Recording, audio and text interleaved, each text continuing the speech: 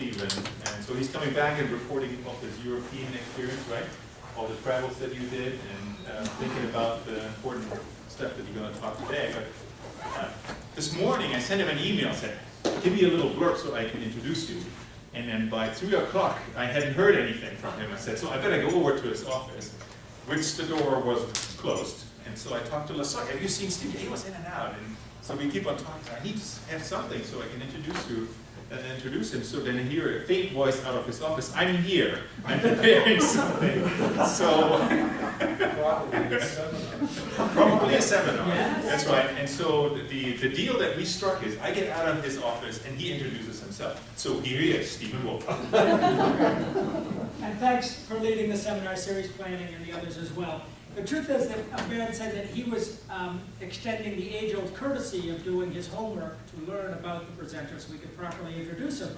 And I said if he really cared, he could do some research. But I'm happy, and maybe some brief biographical notes. So I'm Steve Wolf, and I'm an associate professor in natural resources.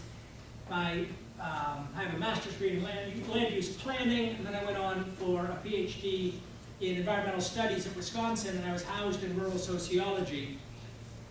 And environmental studies is kind of a virtual PhD. They don't have a faculty. The faculty are all in different departments. And so sitting in and socializing, being acculturated in a sociological perspective is very important for me. I went on for a 5-year postdoc at Berkeley in agriculture and resource economics, so I was neither a sociologist in a sociology department nor an economist in an economics department. And now natural resources is a perfect place for me. Today's talk is quite, I think we could say, speculative, and I was putting it together until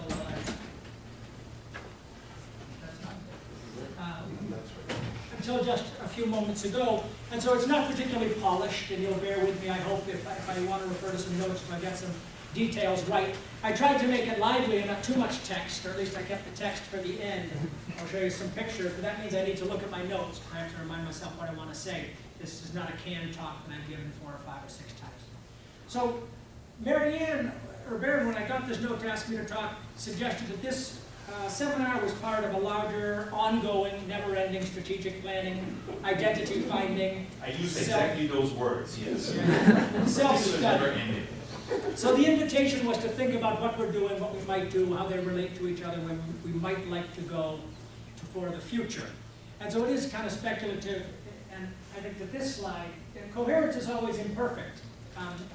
What you have here, of course, is you have a kind of local micro setting of hydrologic processes, and here the ocean, the large-scale processes, micro to macro, and coherence is always imperfect. That's true at the level of kind of systems. It might also be true at the level of this talk. And we can say that the worse I do, the stronger is my argument that we need to invest in some of the areas I'm going to talk about. Because if I'm the best we got, we're really hurting. So I hope I don't hit a home run. The title, and Greg, you'll be the judge at the end. I don't think I'm doing economics necessarily. In Europe, I had a title for 2 years as environmental economics. I didn't bother to try to explain my relationship to economics. I think mostly I am studying economics.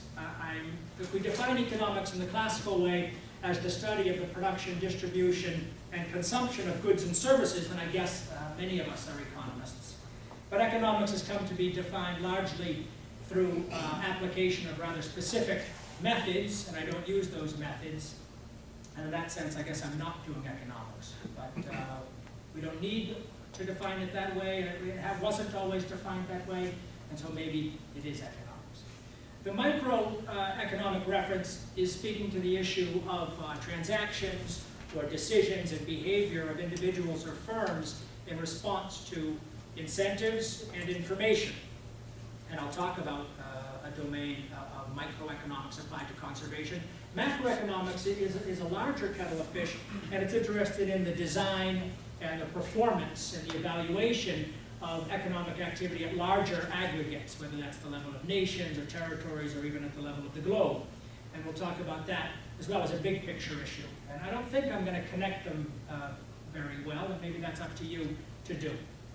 And so the spirit is to talk about some ideas that I think are important happening at micro and macro scale. I'll talk a little bit about the research I'm doing in each of these domains, and talk about, hopefully it'll be quite clear what I'm not doing, and maybe some of you are doing it, or what's falling in the cracks. And if we feel strongly about any of these ideas that are falling in the cracks, maybe those are topics for future discussion. So these micro and macro developments are projects, and they're under construction. And that means that it's somewhat indeterminate how they're going to turn out. It's not at all clear whose interests are embedded in them. They're new, they're unfolding, and in that sense that they represent issues on the frontier. I should also say, by way of specification or explanation of the title, points on the research frontier. I mean, to say you're on the research frontier, that's kind of immodest. Luckily, I said it's only points. And I'm not sure I am, but I think there is a frontier out there. Whether we're collectively on it, I think is something we should be concerned about. But these projects are under development and under construction. And perhaps there's areas for project development we want to be stronger in. So the first, and Jeff David just spoke on this, ecosystem services. That's going to be this micro domain I want to talk about. And I think all of you must be familiar with the concept. It's a project to recognize and value and make explicit nature's functions for a variety of purposes, specifically in a normative sense, to change decision-making and change behavior, and then change outcomes associated with ecological integrity at various scales. And so the possible outcomes of a project to make explicit and develop the capability to assign values to ecosystem services are a kind of cultural or discursive or cognitive turn in general society as well as among elites about nature's value and what might be the justifications and the wisdom for conserving it. One could imagine public policy changing and the behavior of public agencies with respect to both management of public resources or the regulations and taxation associated with management of private resources could change. And then I think there's perhaps the most popular conception of the ecosystem services juggernaut, and that is the potential for private landowners to cash in and become more effective or more motivated stewards for land that they manage. And in this sense, this is very much a microeconomic domain. We're talking about changing the incentives and changing the information to leverage different types of decisions and therefore leverage different types of outcome. A kind of cute way to think about this is the forest that pays is the forest that stays. The idea that if ecosystems or natural resources are not generating cash flows, they're vulnerable. And I think that somewhere that's deep in the logic of ecosystem services, that it's the classic kind of formulation of internalizing the externalities, if you will. I think the old logic was to get the prices right. And implicit is that the prices don't reflect the full cost at present. That morphed in the subject of critique to get the incentives right, and prices are just one part of incentives, and now I think the common conception is get the institutions right, and that's kind of where I see my work, of get the institutions right, so in fact prices are only one of those institutions. And the problem, we can say at a very broad level, is that we have differences between the interests of private individuals and social objectives. And what do you do with those differences? If we want to coerce people, I guess we could imagine doing so. We don't have any willingness to do so at present, or maybe we don't have any interest in doing so. But to align public and private interests is somewhere the name of the game. And ecosystem services, by virtue of valuing and specifically paying for them, hold some promise. And I think that's what many people are quite excited about.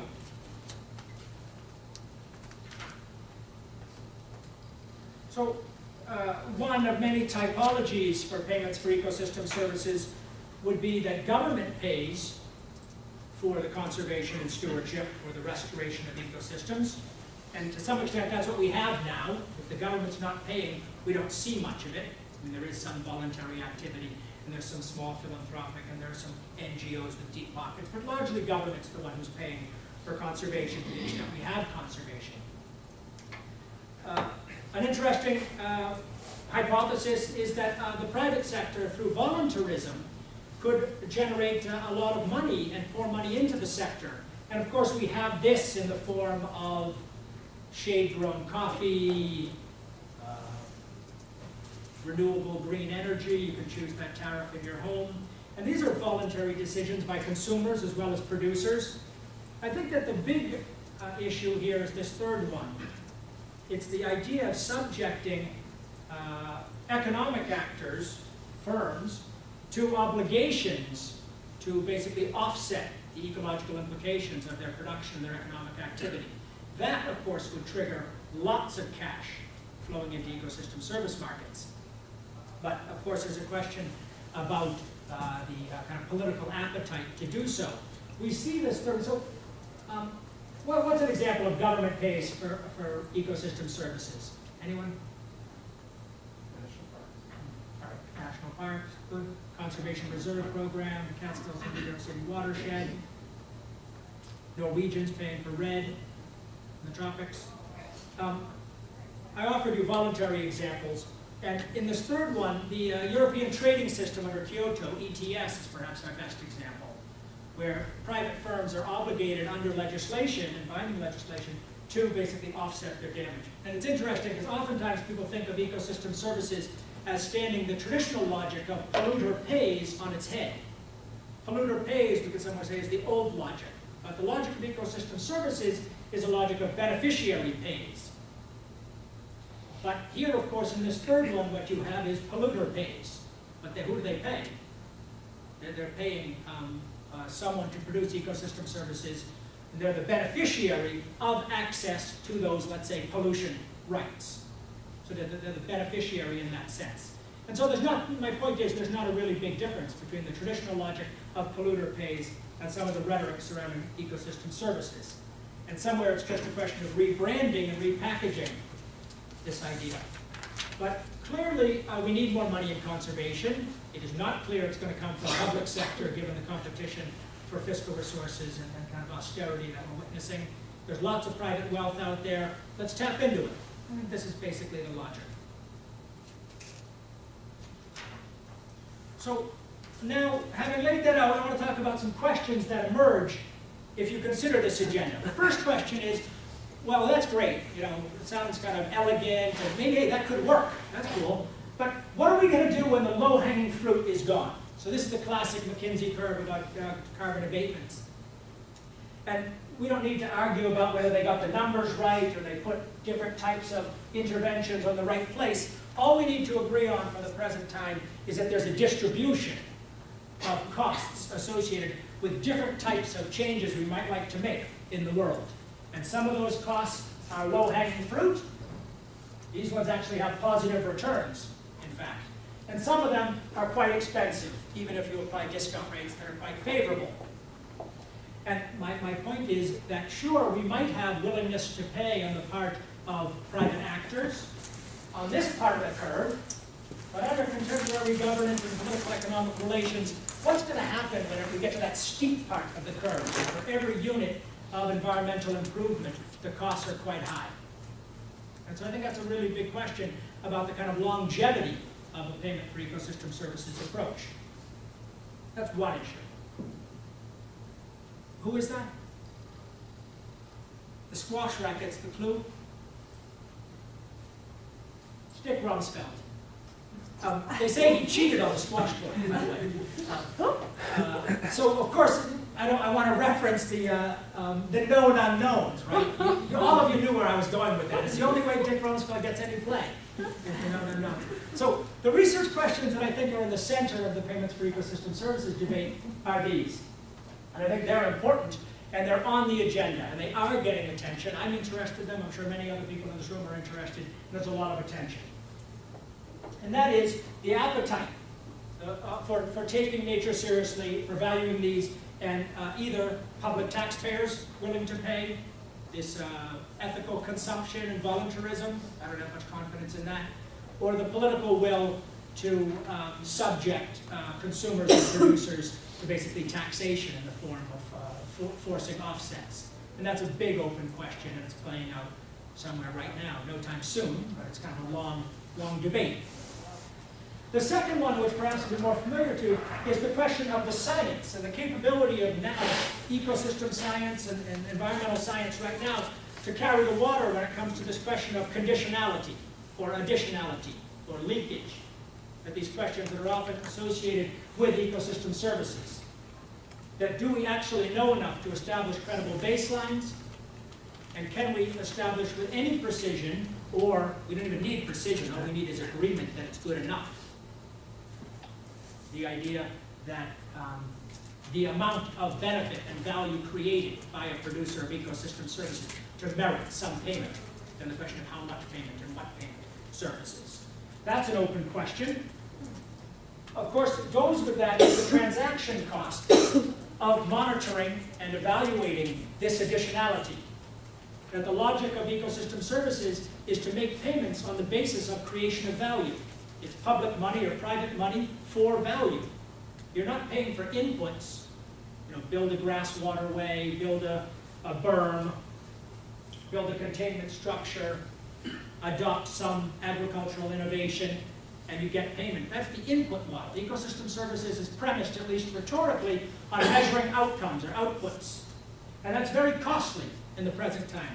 And there's all types of interesting research going on associated with monitoring remotely, modeling, different types of proxies associated with measurement and evaluation, contract theory from economists, and information and communications technology, people developing software and GIS packages.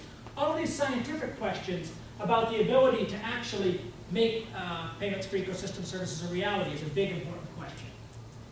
This one is, the other one, of course, is whether we actually can bring new funding streams in, or if we're simply just going to take government payments and allot them with a little bit more teeth, and make it a little bit more, raise the bar for private landowners, for example, to qualify for payments. And of course, the issue with fraud and accountability and the implications of valuation of ecosystem services is on the map as well. These are some important questions which I suspect you're familiar with. Now, whether the question I want to introduce is $1 million question, you have to answer that. But I'll tell you about what I'm working on. So one of them is a kind of intellectual history of payments for ecosystem services. And I'll tell you my version. I really have no data. That's the research part. That I think what we have here is a love-in between ecologists who want to be engaged in conservation, and they're feeling that the world's going to hell in a handbasket, and they're fiddling, and they want to be engaged politically, and environmental economists who've always had a bunch of powerful tools, but no one took them seriously. Greg, is that fair? I'm just completely remaining silent. So I think these two found each other, and I think it's a marriage which we want to pay attention to. So many of you have seen this slide before, the holy troika of love, fear, and money as the levers available to us. And these correspond with the institutional modes of state, market, and community. And I think something like this has happened in conservation biology specifically. Ecosystem services is more than conservation biology, and I think I have to do some work on that to tie these parts of the story together. But I think what's happened for me in my mind is that conservation biology rested on state-centered fortress conservation, fences and fines. That approach became untenable for a variety of economic and political and ethical reasons. They flirted with community-based resource management and common pool resource management, but ecologists weren't so trusting or naive. And they've come to embrace payments for ecosystem services, the market model, with tremendous fervor right now.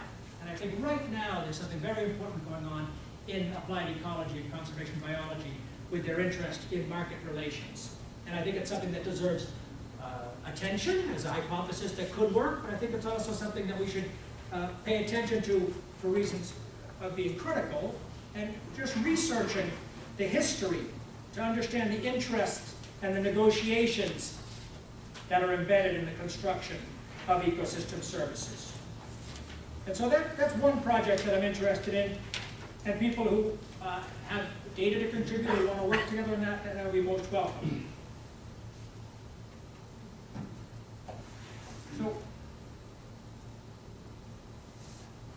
I think we could say, if we want to be kind of provocative, that the people peddling payments for ecosystem services have this hammer, and everything is starting to look like a nail to that.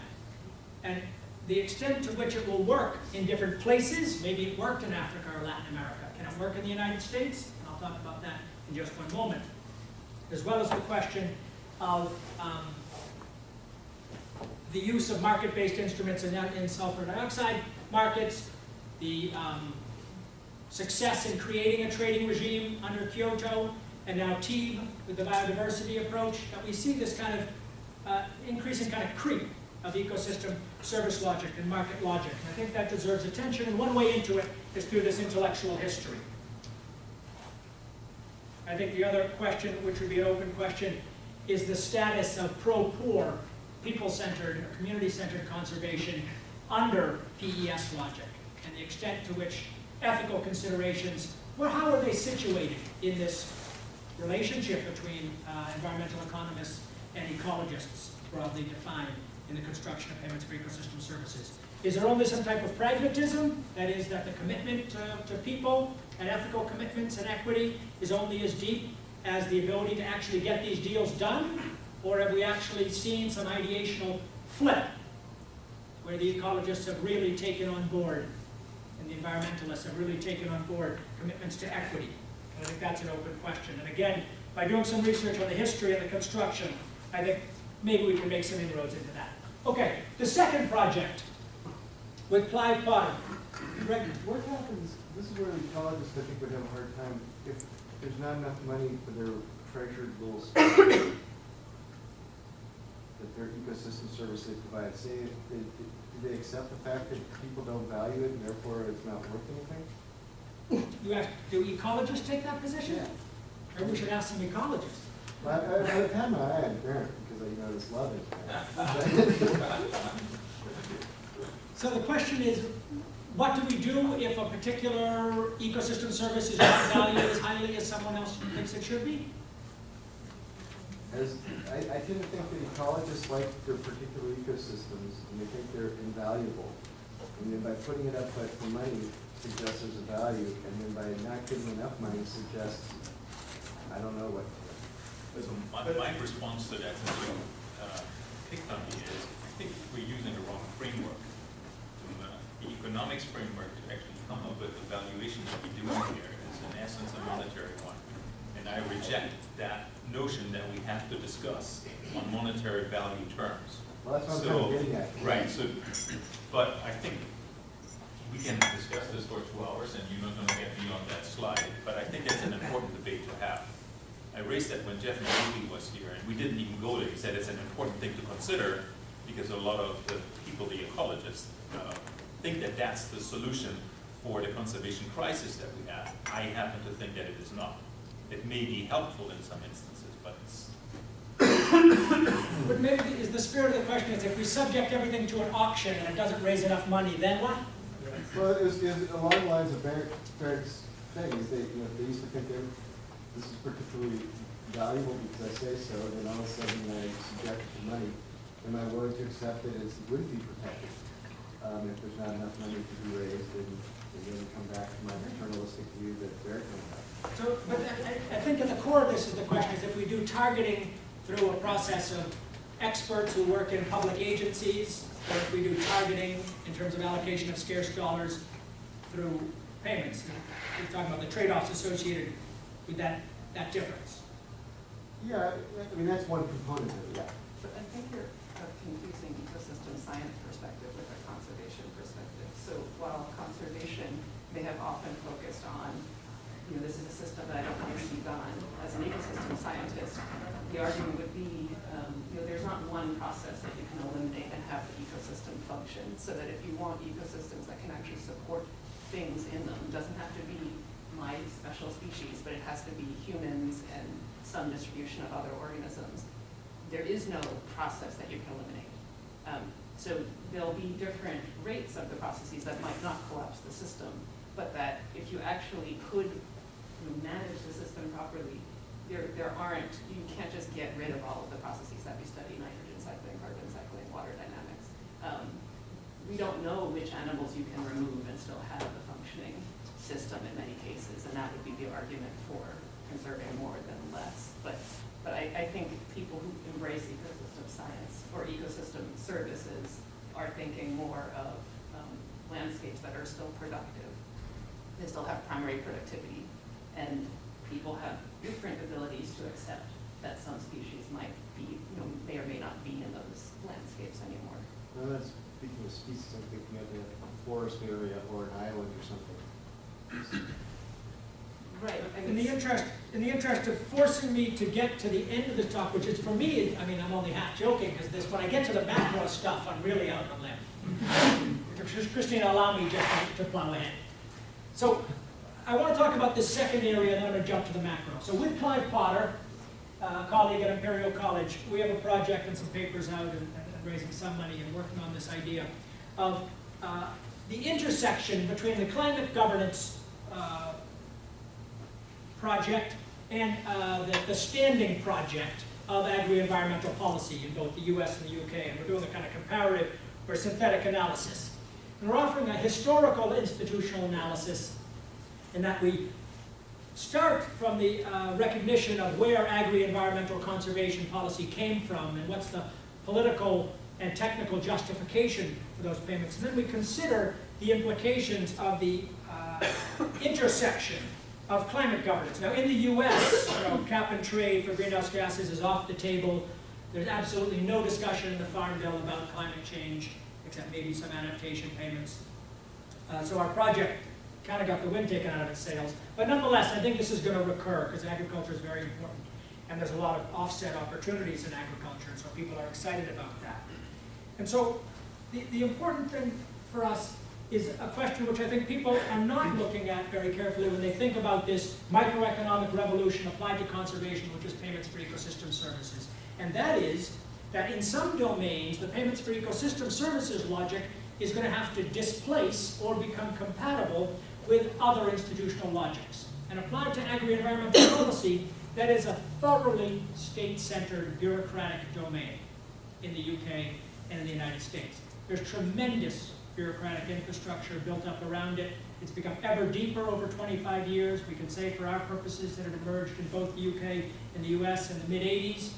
It came out of a kind of coalition or an intersection of interests between supply control of commodities, conservation of environment, and rural development, or basically cash transfer to farmers. And the durability of agri-environmental policy can be explained by that three-legged stool. And so you have a tremendously deep and strong and very well protected domain of policy, which is organized around bureaucratic controls. And now you overlay onto that this market governance model of climate. Climate is almost solely framed in payments for ecosystem services logic, this offset logic, and this commoditization with the fungibility of units of carbon. And that's a very different logic than the one that's applied to agriculture. And our research is really about what happens when you confront one institutional logic with another one. And which one gives, how are they incorporated, how are the interests merged, or how is battle waged. And we're looking at that in the United States and in the UK.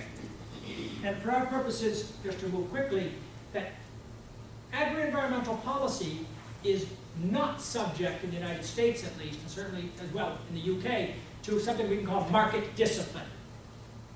So farmers have never really been confronted with very high bars of proof of outputs. It's always been practice-based conservation based on formulas for payments for adoption of best management practices, which are listed in technical manuals.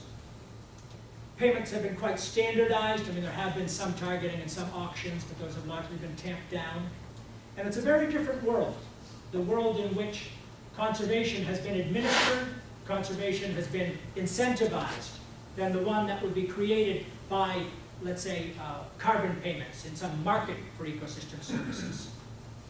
And if you take the market for ecosystem services logic, where you would have lots of buyers, lots of people on the market trying to solicit production of ecosystem services. So you have manufacturers, you have electric utility companies, you have the state, each one trying to solicit and buy ecosystem services for their own purposes, and you have lots of producers of ecosystem services. Farmers would be competing with land trusts, with industrial forest owners, with state governments, with local governments, with lots of landowners.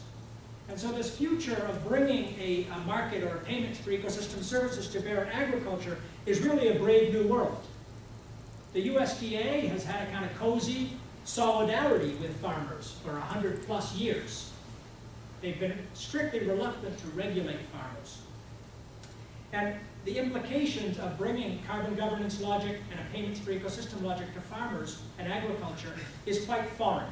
And I don't have time to go into it now. For our purposes is to suggest that you have this kind of juggernaut, this enthusiasm, where you have economists and ecologists quite muscularly and confidently talking about the elegance of payments for ecosystem services and the beauty of bringing private money to bear on conservation. But the question is that there's lots of friction in policy domains.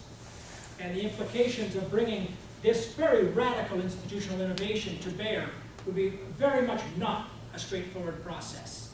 And we already see lots of cases where ecosystem services and payments for ecosystem services is being integrated into this current farm bill just with a simple rebranding. They take the old way of doing business, call it payment for ecosystem services, without taking some of the important elements seriously.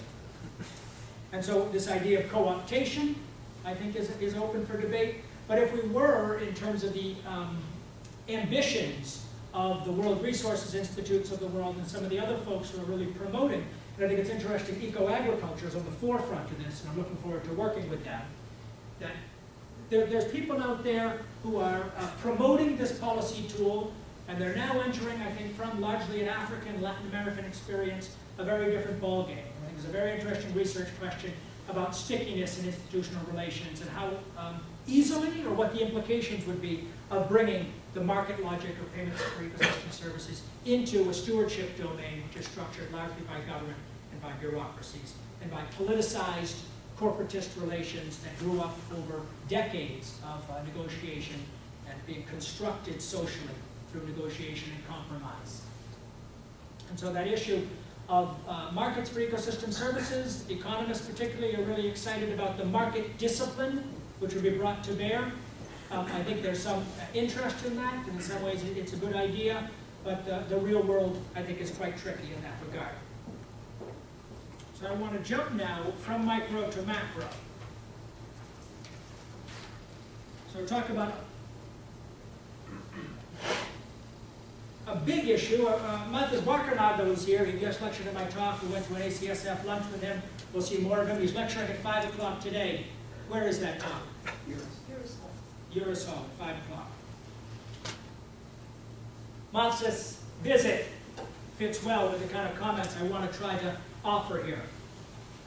And this is a kind of open-ended comment. My research is not very active in this area. I'll talk about one thing I produced for IIED.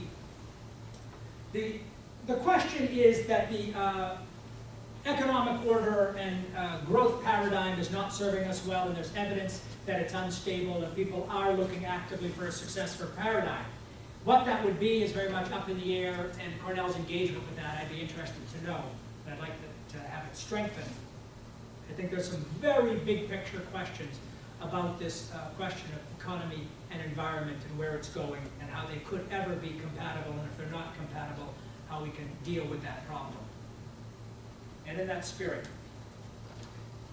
So the problem statement, ecological overshoot. I'm sure you're all quite familiar with it. We don't need too many statistics, but in the spirit of the ecological footprint network, here's the date at which we overshot biocapacity. The point is, it's before December 31st, and it's getting earlier in the calendar quick. And again, you can argue with the metrics, but the logic, I think, we're preaching to the choir, most would agree that we're living beyond our means from an ecological sense. And there's implications associated with that: instability, risk, ethical considerations, as well as simply security. Much of the, I don't know what view, sustaining the unsustainable is built around a myth of decoupling. The promise that we can actually decouple economic activity from ecological insult. it's been shown, and I want to try to jump.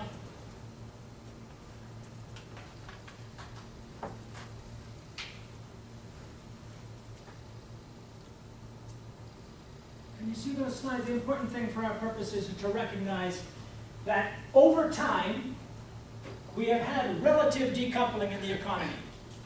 That the per unit CO2, per unit of material used for each unit of economic activity has gone down. That eco-efficiency has worked. Firms have basically learned how to do more with less, and we've seen factor productivity increases. That's the good news.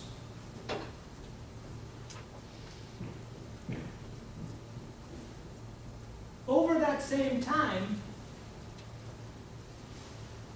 fossil fuel and CO2 consumption has gone up. Why? It's not a trick question. How's that possible? Number of people. That's one. What's the other one? Rise of the underdeveloped or developing world and their consumption of fossil fuels, cars, etc. A banana and a free hat for the lady in the back. Absolutely. So this, the myth of decoupling is rampant, and it needs to be addressed. Basically, we're going backwards. We have had global economic expansion, clearly, and I can offer some statistics on that. The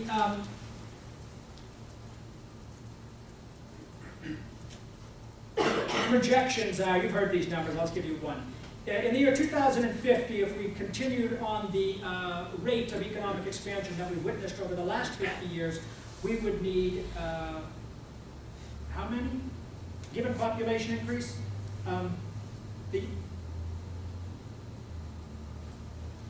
The economy would be 15 times greater than at present. So if you think about those rises in statistics I just offered you, and you think about the rate of increase in the near recent past, and think about the projections in terms of wealth creation and demographics, and economic expansion is a problem. And it leads to insecurity, and it leads to instability. Additionally, we have critiques of growth, and the good news is we have some ideas about what might come after it. Now, Barbara pointed out the problem of consumption. I want to be clear that the problem of consumption for me is the distribution of consumption and not the absolute amount of consumption necessarily, although the absolute amount of consumption is a problem, and these are linked, the distribution and the total. So one statistic suggests that the richest 20% of the Earth's population is doing some 75% of the consuming, and we have 2.7 billion people living on $2 a day. So I don't want to frame the consumption problem as people are consuming too much. Some people are consuming too much, I'm clearly one of them, but others don't have that luxury. And so the problem is one of contraction and convergence, the classical formulation. Oh, by the way, I make a plug for Tim Jackson's book. Chuck Geisler and I will teach on it in the spring in a graduate seminar. This is one of these very important policy statements, I think, about prosperity without growth, and these theses about what could come after some type of paradigm of growth-centered development. So the important thing from a kind of macro, you can't get any more macro than this, the classic IPAT formula. The impact is a function of population times affluence times technology. My point is that sustainable development has been defined strictly through eco-efficiency for 30 years, that we have become more efficient, but it's a losing battle. That Jevons paradox, as well as this rebound effect, this kind of perverse outcome, by virtue of becoming more efficient and realizing savings, we tend to take those savings and plow them back into new forms of consumption. The only answer is basically making people poorer, not a particularly attractive message. But it's an interesting one, because of course, you all would recognize when you make people poorer, it doesn't mean that you have to decrease their well-being. They might have less ready cash on hand, and we could imagine a world where their welfare is increased. And of course, that's the rub. But the IPAT formula takes the three variables of population, affluence, and technology. Those of you who were at lunch with Mathis Lackernagel today had the same conversation. Population is the third rail. You can't really talk about it. No one wants to talk about it. Even in families, social groups, nations, UN, you can't talk about population. Technology is largely proving ineffective in dealing with the overshoot problem. Hence, I think the focus will be on affluence. This was Holdren's formulation. Affluence is the rate of consumption as well as the nature of consumption. And for these reasons, the myth of decoupling, as well as the overshoot problem, and the instability of the economic order, I think that there's going to be increased attention on consumption. And so the question is, how can we have an economic system, a social system? How can we have stability? How can we have employment? How can we have savings rates? How can we have inflation, which is acceptable? And other measures of macroeconomic performance in which consumption is somehow bounded, at least for some subset of people. And at the same time, how can we bound that consumption without further undermining the development project for that 2.7 billion people living on less than $2 billion a day? Excuse me. Jumping back, I think it's interesting to think about the last 30 years of sustainability. There's been tremendous increase on this eco-efficiency stuff. And there's been tremendous increase on recycling and its new variants of cradle to cradle and economy of service. But notice that in the greening of production and the capturing of waste, who's left alone, unquestioned? That consumer, right? Just go shopping, as George Bush told us. The consumer sovereignty is a real problem. It's somewhere almost as protected as population, and we need to work together to really get at that issue of consumption, and the equity in consumption, as well as the nature of the consumption, and the implications for ecology and for equity. So we can say, from a kind of international political economy perspective, that the consumption problem is a collective action problem. Again, Martha stole my line today at lunch about a hole in your boat, but I'm not going to fix mine unless you fix yours. Yeah, we're all sinking. The rich countries and the rich people, even in poor countries, are unwilling to curtail their consumption without some assurance, I think, that others are willing to curtail those. This is the research on positional goods, that people actually don't care so much about their actual buying power. They care about their relative buying power to others and their peers. And there's an interesting book in the UK titled I Will If You Will, which gets right at the idea of the collective action problem. But the issue is that we're at a stalemate. Rich countries aren't going to budge, and poor countries certainly don't want to get on board with low carbon futures, for example, and constraining consumption and tightening credit, for example, given that this is their time. They want to enjoy that same ramp up of material well-being that we experienced over the last 100 years. And they're jealously guarding their sovereignty and their right for self-determination over natural resources and development pathways. And out of this, we have basically, I never really paid any attention to UN documents until I went to London and did this research. I don't want to offend anyone, but it's a circus. It's total nonsense.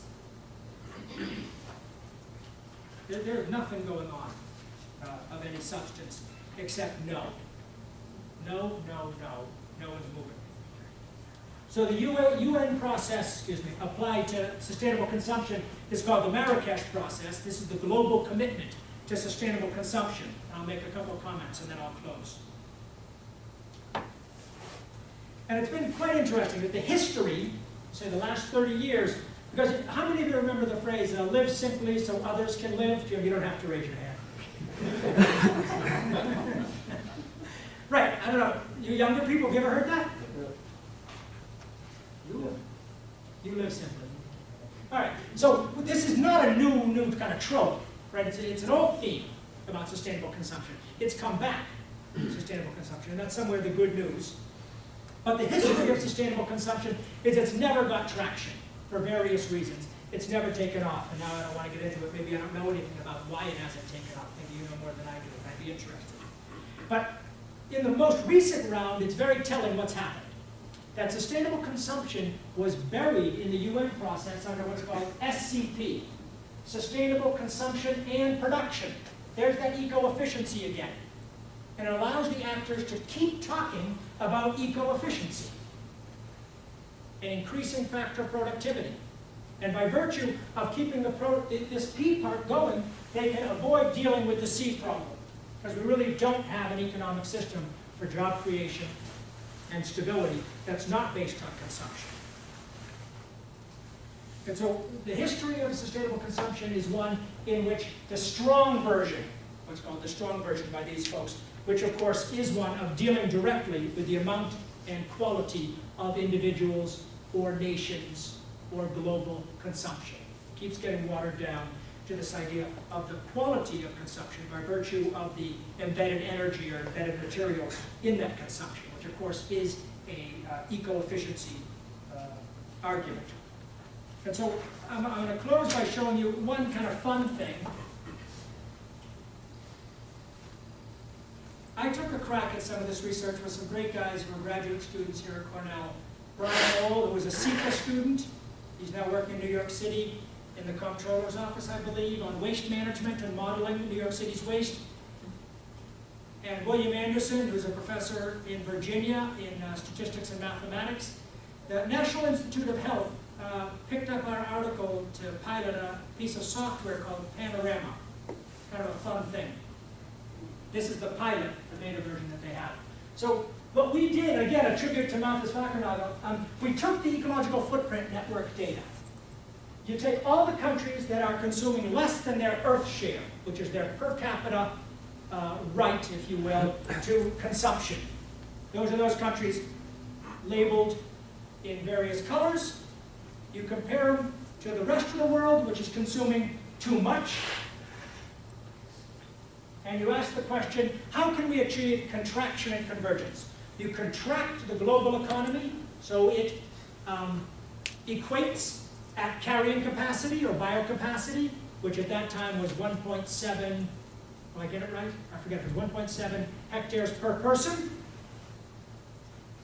And you also address the problem of global inequality, the fact that Cambodia's footprint is some less than 1/10 of the United States footprint. And what do? Well, you get a really smart mathematician to do some programming for you, and you create figure 3, which is a model of contraction and convergence. That we basically created cap and trade, this is basically payments for ecosystem services logic, cap and trade to consumption rights.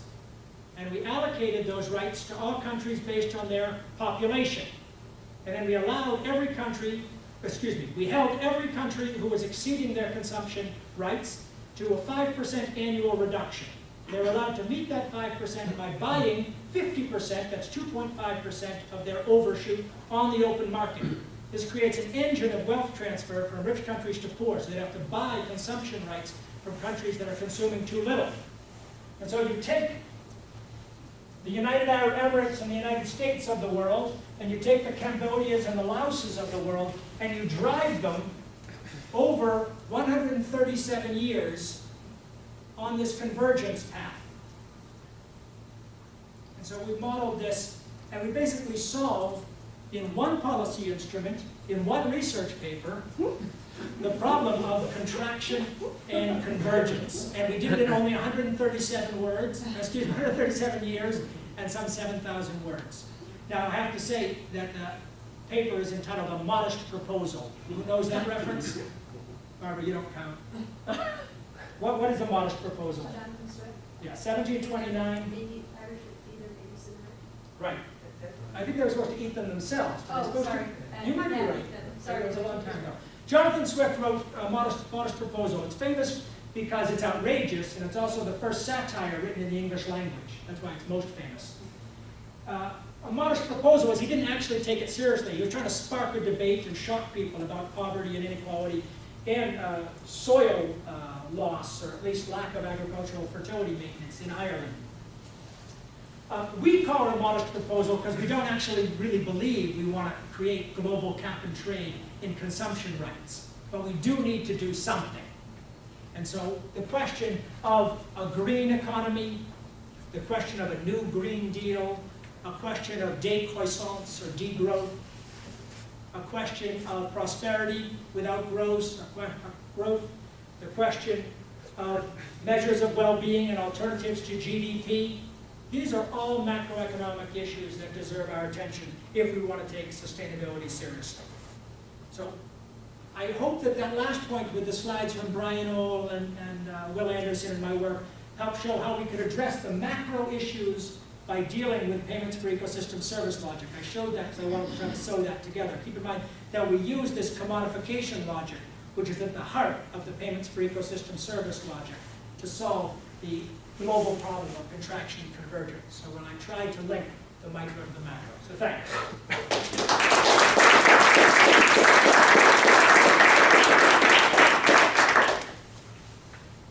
If there are questions, I'm happy to discuss, or others like to stand up in the form of a question. Christina? So I think we need the sort of present a comment in the form of an optimist, but I agree that consumption is certainly a problem, and yes, when you have efficiencies, people consume more.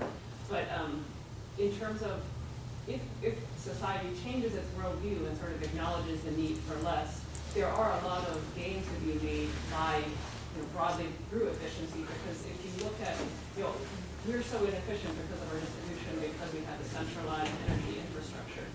If you look at our footprint, almost half of it is just from carbon consumption. It's from the fact that we consume too much in our residences and in our transportation, also in industry. And so that knowledge can be given to countries that are developing, or sort of we can assist countries that are developing to develop energy infrastructure that don't replicate our own. And to me, those are still efficient. Those are technology gains. You are right that if you don't embrace those with the knowledge of keeping the entire footprint, so to speak, smaller, we'll get nowhere. But I think we shouldn't throw out optimism about technologies actually being useful, because many of the efficiencies to be gained right here are still through technology, changing our housing, changing our transportation. And you can't just reduce your per mile fuel consumption, but then drive 3 times the distance, and that doesn't work. But there's still a lot to be gained by technology. Something to throw it out the door. Of course, we want to pursue all of these things with some vigor: population, consumption, and efficiency. On that scope, it's too bad Jeff Milder's not here. Jeff Milder passed me at high speed in his Prius the other day. This is the kind of paradox of driving a Prius. Yeah, is that Barbara? Maybe Christina answered my question. I've seen some interesting comparisons between the quality of life, quote unquote, in the Scandinavian countries and their consumption, especially of energy, and it's much, much lower than the US. We have probably the worst record in terms of energy efficiency. Energy, well, there's another term that I'm just currently, we're really bad at lowering our consumption without changing our lifestyle. I think we probably also have to change our lifestyles. But to what extent have you looked among the developed countries to see who's doing it right, quote unquote? Yeah. But I think it's interesting, and of course we can learn, and we can export, and we can do technology transfer, and we can do policy learning. But this goes back to this thing with Clive Potter about institutional collisions. The world is full of friction, and just because the Danes do it one day, do you see much openness in the United States for caring what the Danes do? Yeah, true. Yeah, but I agree with the spirit of this. There's lots of low-hanging fruit, and we should take advantage of it, even if it is just copying or it's just technology. You saw those McKinsey curves and the stuff on the left side. But I think we're going to have to, if we take it seriously, deal with some more challenging things, like consumption, like population. You could push back. Getting back to the discussion earlier, your talk, very interesting perspective, but the economic perspective is not the only pathway, right, to ecological change. People can do it through aesthetics or ethics or power, or all of these other things that now you can, Yeah, but this is the love, fear, and money, yeah. right? You're sort of discounting the other love and fear, right? Well, the state is clearly on its heels. At this lunch, this, I forget this woman's name from government, the great defense of the state is still relevant. Of course, it absolutely needs to be reconfirmed that even though the state is somewhere on its heels, it's still the biggest dog in the room. And it's quite clear that nation states matter. There are a lot of workers on the team, so it's quite clear. And to suggest that this is only about economics, I must have given a false impression, because it's always about the state and. In this case, it's the market and. But when I gave that slide, I said the third bullet point was the most important. That was private money flowing in response to regulation and mandates from the state. So cap and trade. The cap comes from a regulatory act. The trade is what the people do, picking up the crumbs. So it's always the state initiates for me, and so the state's always relevant. As far as love, I'm not waiting for some cultural revolution and some new awakening and some type of new identity in Mother Earth.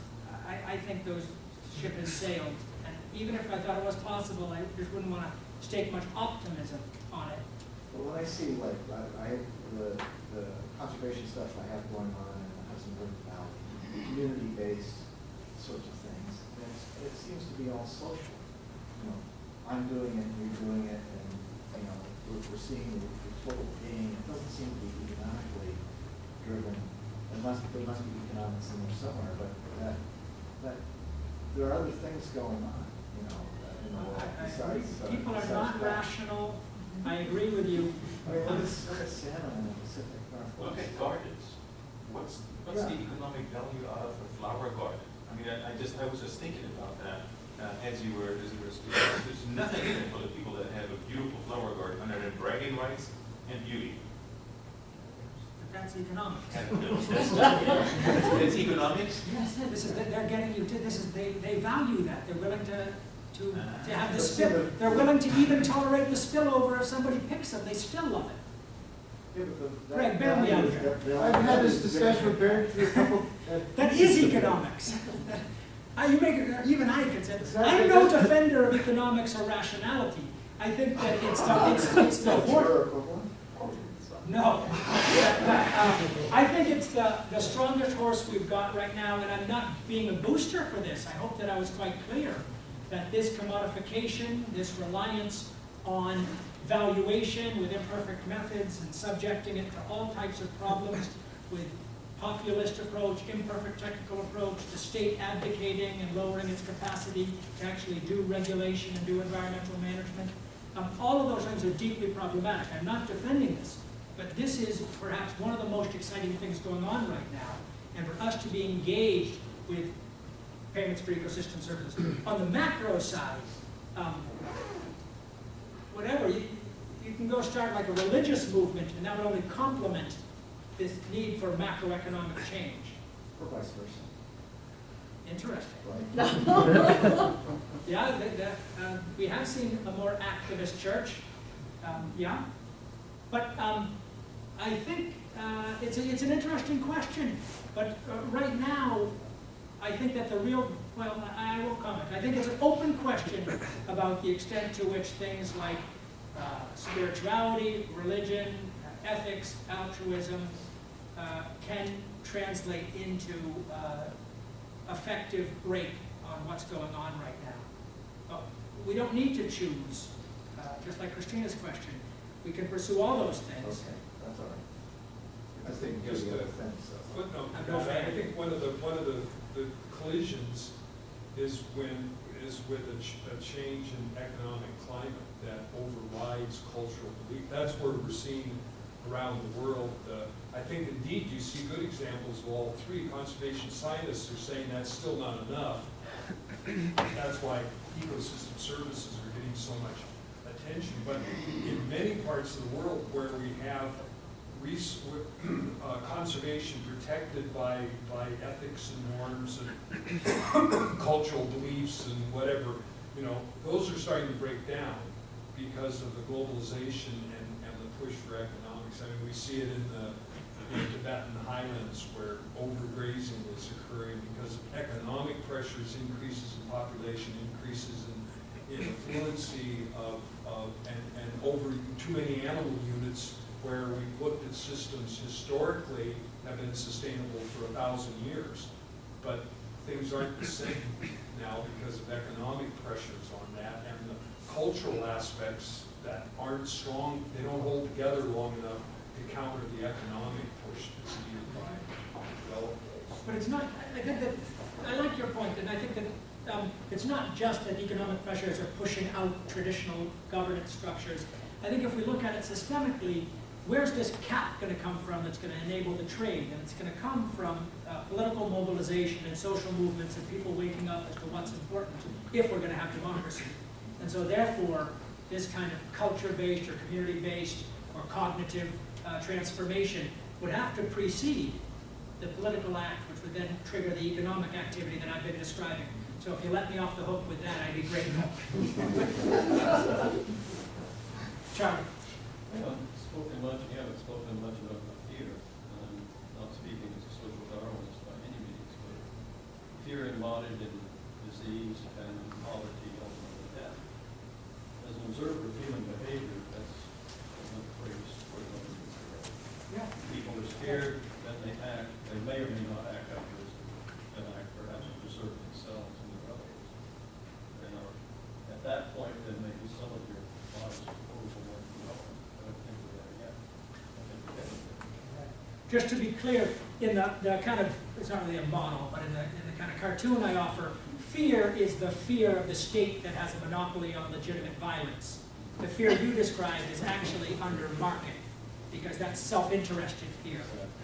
But one thing I can say about optimism is that one thing that I think could be interesting, I think there is some evidence that it's underway, is that states in the West, that Europe and the United States, are not going to be centers of investment and job creation for a long time coming. This recession is going to be deep and long, even if it doesn't stay in a recession trough. And the ability of states to deliver, I mean governments, to deliver on the promise of material wealth as they did after World War II is gone. And I think that states see their own interests being represented in changing the goalposts. And if states come to recognize that they need to redefine well-being in ways that they can actually achieve and deliver on, this enhances their legitimacy, their ability to stay in office and tax. And these types of fears about insecurity resulting from ecological decline can then be incorporated in what the state has to do. The state used to have to produce jobs and give you 2 homes and a jet vacation and 3 VCRs and this, that. It's not happening. So they have to change what they're going to deliver on and what constitutes the social contract. And it might be protection from new vectors and so forth. And so this idea of the state coming to recognize new objectives, because not because it's in their interest, but because they can't deliver on the old ones. That could be good news. So how do you reconcile the state's redesign with expectations? Does it take a generation to adjust the populace expectations of what can be delivered by the state? I think I might switch the topic. It's a very interesting question. What happens with the intergenerational change of the environmental movement of 68 and 70? And when we have this baby boom die-off, it's going to happen. It's natural. Is this next generation of decision makers going to be substantially different? Are we going to see new values, new behaviors, new politics? Just as a function of churn in the population? Baron wants to cut me off. Maybe Baron's no, it's still, we're out of time. It's very cool out of this thing. So we're out of time. Brian, you want the last question, please? Well, I was thinking along the lines that you and Charlie are discussing, that this Occupy Wall Street movement, now globalized, has some elements of how the state might change. Because the values of those protesters, to the extent they are common, represent a different set of values than the nation as a whole is espousing. The youth have always been, the students have always been engines of social innovation. And maybe that's the way it's going to happen. It's not going to be some intelligent Senate committee. It's an oxymoron. Waiting for that. some super committee that's going to decide these things. There's going to be some kind of revolution.